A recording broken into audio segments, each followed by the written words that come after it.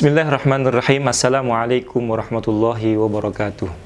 Bismillah, walhamdulillah, wassalatu wassalamu ala rasulillah wa ala alihi wa sahbihi wa man wala, amma ba'du.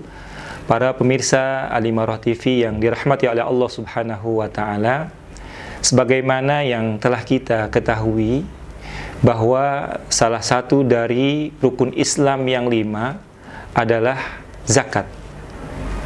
Zakat merupakan kewajiban bagi setiap muslim yang bagaimana muslim yang telah memenuhi syarat-syarat tertentu.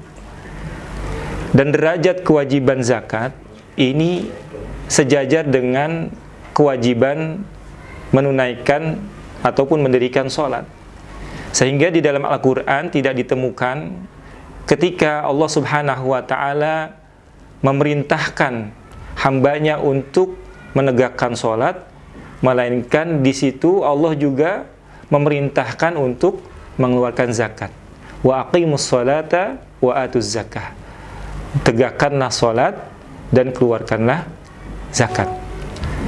Nah, para pemirsa Al-Imarah TV yang Allah muliakan, jika ibadah zakat ini dilaksanakan dengan baik dan benar, dengan cara-cara yang sudah ditentukan, maka zakat ini bisa menjadi solusi terbaik pada setiap permasalahan yang tengah dihadapi masyarakat.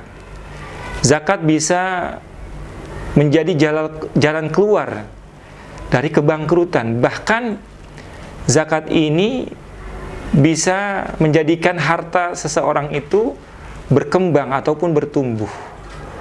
Ya, sebagaimana baginda Rasulullah Shallallahu Alaihi Wasallam di dalam hadisnya yang diriwayatkan oleh Imam At-Tabrani, beliau mengatakan, wa ma halaka malun fi barrin wala bahrin illa biman izzakah.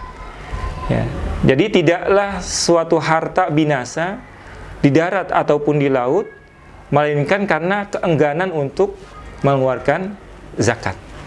Nah, para pemirsa Al-Imarah TV yang dimuliakan oleh Allah subhanahu wa ta'ala, tentang zakat tentu banyak keutamaan ataupun hikmah yang bisa dirasakan baik bagi muzaki ataupun orang yang mengeluarkan zakat, ataupun para mustahik, orang yang menerima zakat, ataupun secara umum masyarakat, di mana keutamaan ataupun hikmah yang dapat dirasakan dari zakat itu mengeluarkan sifat-sifat pelit, kikir, ataupun bakhil.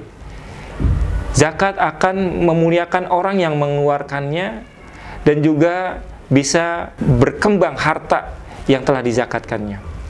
Kemudian hikmah yang lainnya adalah zakat juga merupakan lem perekat tali persaudaraan antar sesama muslim, dan juga hikmah yang lainnya di mana zakat ini dapat menstabilkan perekonomian masyarakat.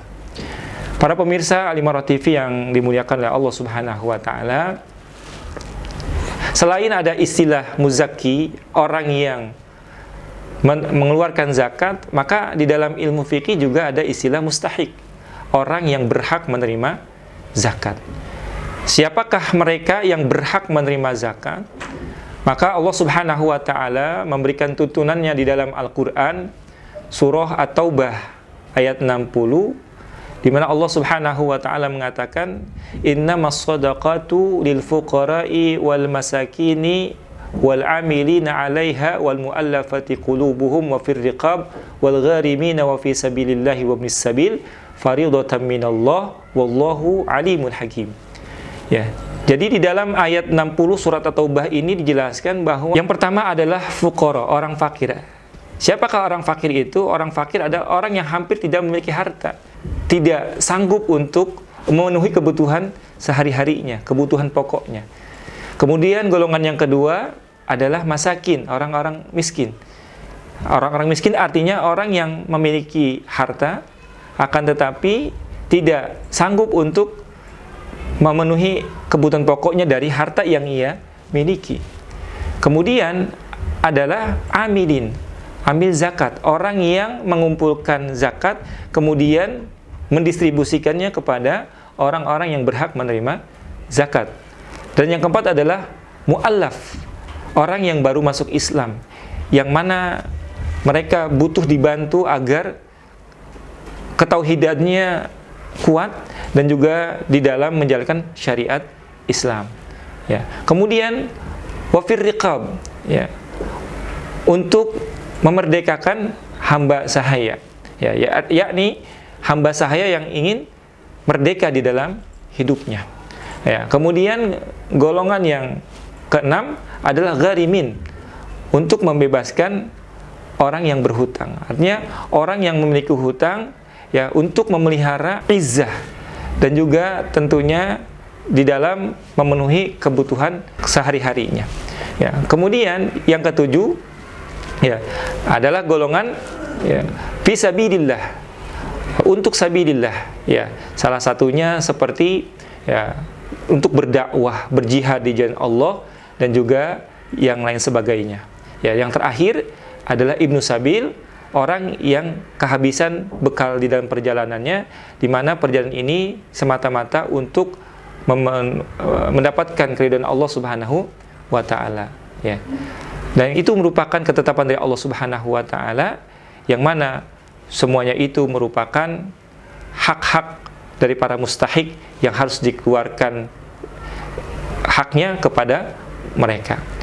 Para pemirsa Imar TV yang dimuliakan oleh Allah Subhanahu wa taala, maka di bulan yang penuh berkah ini, mari untuk kita senantiasa menyingsingkan lengan baju kita, dan juga tentunya mari kita untuk tingkatkan ibadah kita. Terlebih lagi jangan lupakan zakat kita, yang mana di dalam harta kita terdapat 8 golongan yang tadi sudah disebutkan di dalam Al-Quran, surah At-Taubah ayat 60.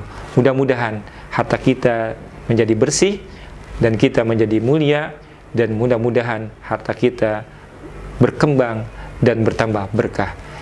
Demikian yang dapat kami sampaikan. Wabillahi taufiq wal hidayah. Wassalamualaikum warahmatullahi wabarakatuh.